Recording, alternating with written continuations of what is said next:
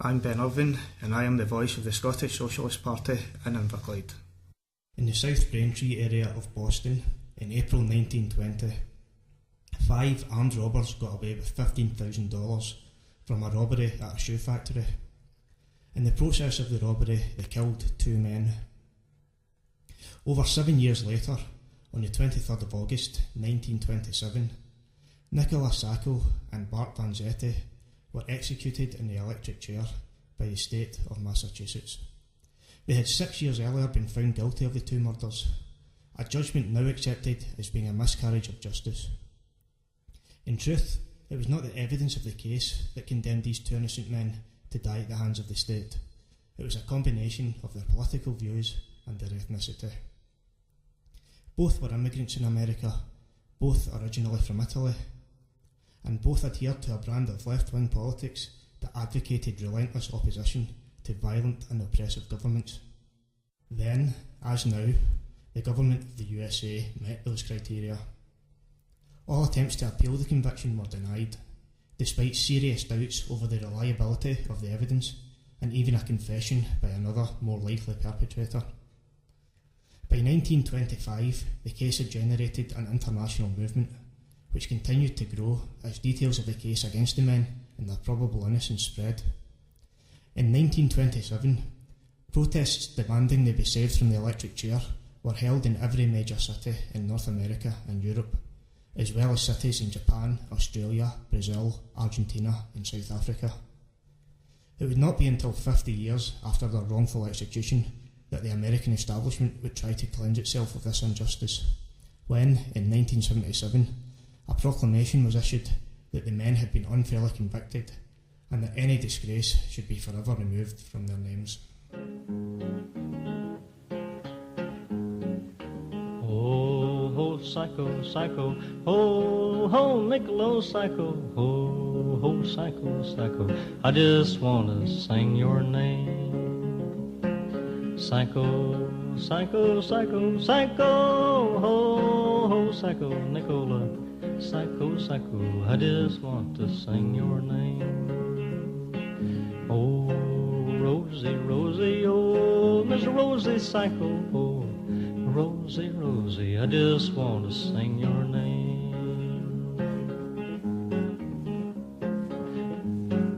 I never did see you, I never did get to meet you. I just heard your story, and I just want to sing your name.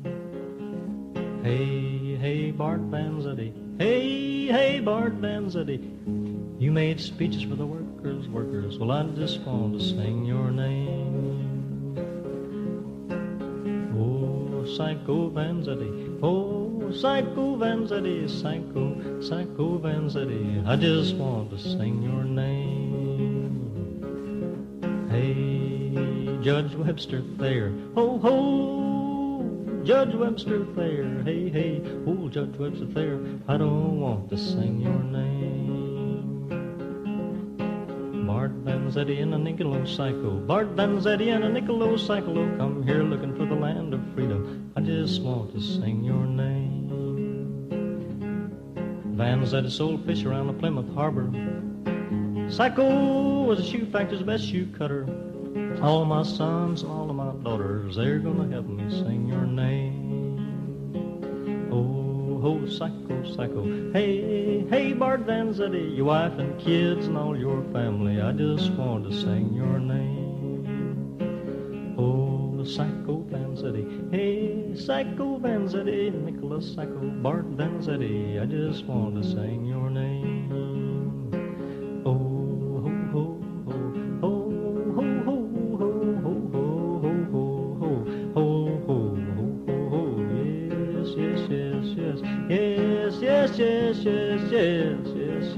yes, well, I just want to sing your name.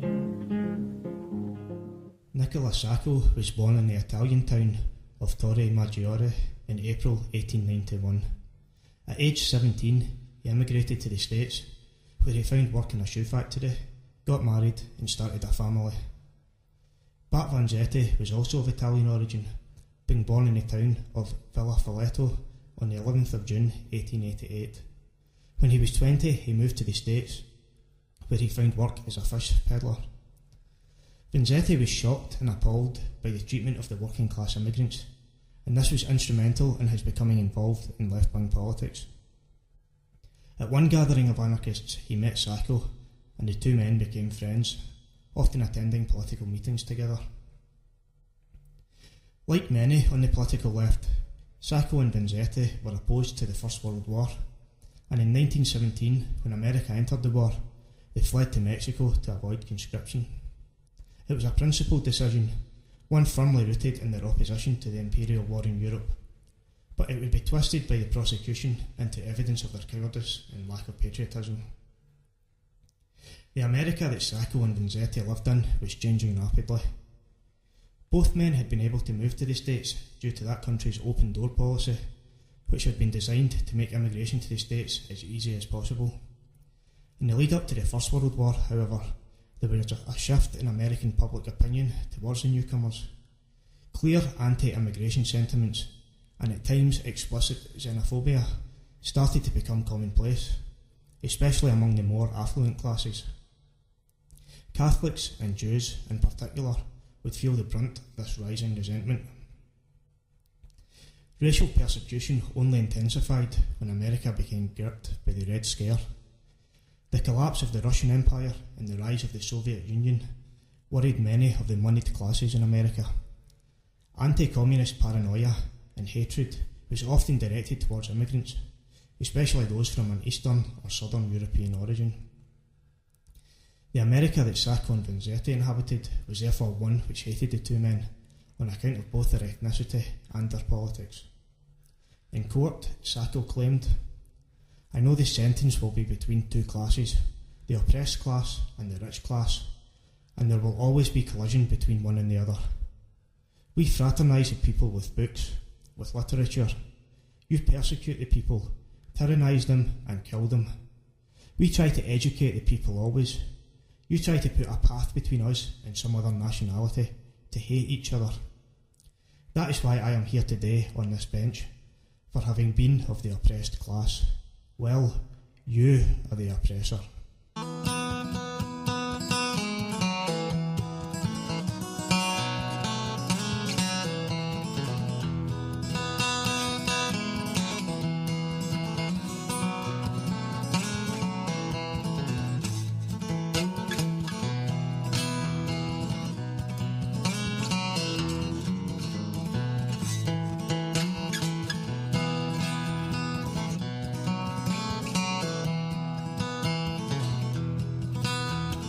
Oh, say there, have you heard the news? Sacco worked at trimming shoes. Vanzetti was a travelling man, pushed his cart round with his hands. Two good men's a long time gone. Sacco and Vanzetti are gone. Two good men's a long time gone. Left me here to sing this song. Sacco came from across the sea, somewhere over Italy. Vanzetti, born of parents fine, drank the best Italian wine. Sacco sailed the sea one day, ended up in Boston Bay. Vanzetti sailed the ocean blue, ended up in Boston too.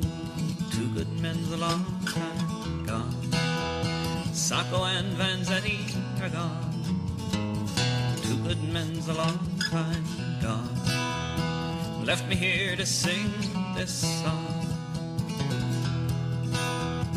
Sacco was a family man. Sacco's wife 3 children had. Vanzetti was a dreaming man. Book was always in his hand. Sacco made his bread and butter, being the factory's best shoe cutter. Vanzetti worked both day and night, taught the people how to fight. Two good men's a long time gone. Sacco and Vanzetti are gone. Two good men's a long time gone. Left me here to sing this song.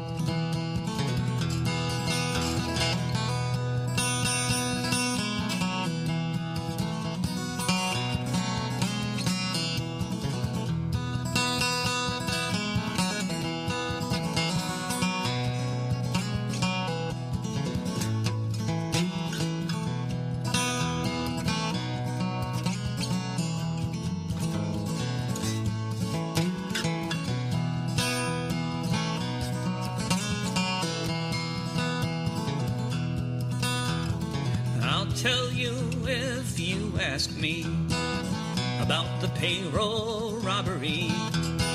Two clerks were shot in the shoe factory on the streets of Old Braintree. I'll tell you the prosecutors' names: Catman, Adams, Williams, Kane.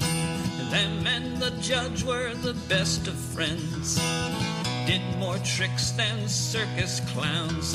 The judge, he told his friends around, gonna put them rebels down. Anarchist bastards was the name. The judge, he gave these two fine men. Two good men's a long time gone. Sacco and Vanzetti are gone.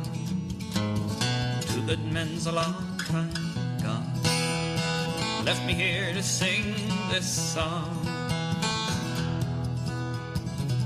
Sacco docked in 98, slept upon a dirty street, taught the people how to organize. Now in the electric chair he dies.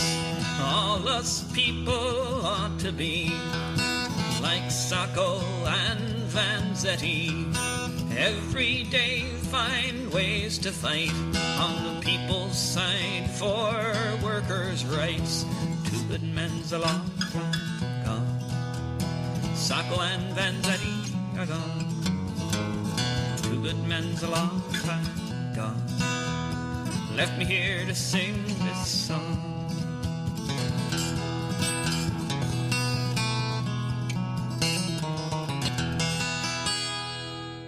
At the trial, the main evidence used against the men was that they were both carrying a gun when arrested.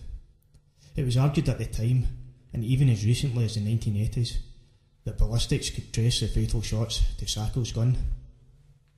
Although it has now been agreed by experts that the evidence was so badly handled and tampered with that no judgment of any type can be made based on it. For example, the barrel on the gun had been changed at least once since it was confiscated, and as it is a barrel that leaves the telltale evidence on a bullet, it is therefore impossible to say whether or not this gun was the gun that fired the fatal shots. Throughout the trial, it became evident that the establishment were going to find the men guilty no matter what. Judge Thayer has been roundly criticised for showing blatant bias and prejudice against the two. At one point, Sacco was asked to try on a cap which had been found at the crime scene. A cap which eyewitnesses said had been worn by the murderer but fell off as he made his escape. Those present at the court agreed that the cap was far too small for Sacco, but the prosecution lawyer continued to refer to it as Sacco's cap for the remainder of the trial anyway, and was allowed to do so by Judge Thayer. During questioning, it was clear that the two men didn't fully understand many of the questions put to them, which led to them giving contradictory answers at times. Judge Thayer was well aware that the two men had only a limited grasp of English, but decided to let them incriminate themselves. Eugene Lyons, who was a journalist who worked in the case, later wrote in his book The Life and Death of Sacco and Vanzetti. It was not a frame-up in the ordinary sense of the word. It was a far more terrible conspiracy, the almost automatic clicking of the machinery of government, spelling out death for two men with the utmost serenity. No more laws were stretched or violated than in most other criminal cases. No more stool pigeons were used. No more prosecution tricks were played. Only in this case, every trick worked with a deadly precision. The rigid mechanism of legal procedure was at its most unbending. The human beings who operated the mechanism were guided by dim, vague, deep-seated motives of fear and self-interest. It was a frame-up implicit in the social structure. It was a perfect example of the functioning of class justice, in which every judge, juror, police officer, editor, governor and college president played his appointed role easily and without undue violence to his conscience. A few even played it with an exalted sense of their own patriotism and nobility. By the summer of 1927, it became clear that Sacco and Vanzetti would be executed. Vanzetti commented to a journalist, "If it had not been for this thing, I might have lived out my life talking at street corners to scorning men. I might have died, unmarked, unknown, a failure. Now we are not a failure. This is our career and our triumph. Never in our life can we hope to do such work for tolerance, for justice, for man's understanding of man, as we do now by accident. Our words, our lives, our pains, nothing. The taking of our lives, lives of a good shoemaker and a poor fish peddler. That's all. That last moment belongs to us. That agony is our triumph."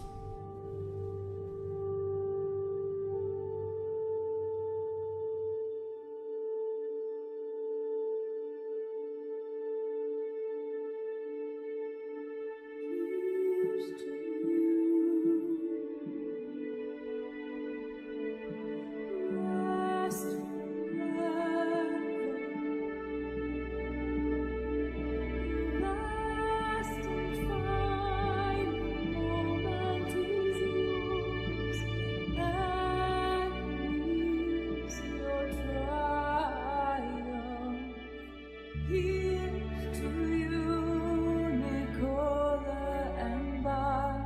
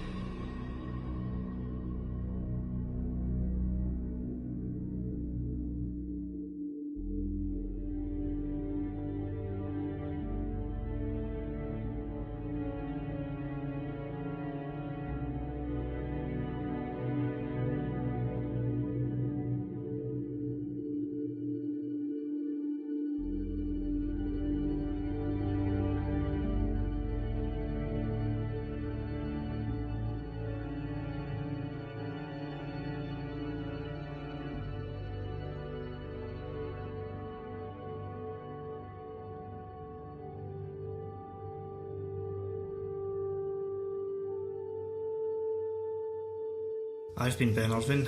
Until next time, power and peace for the people.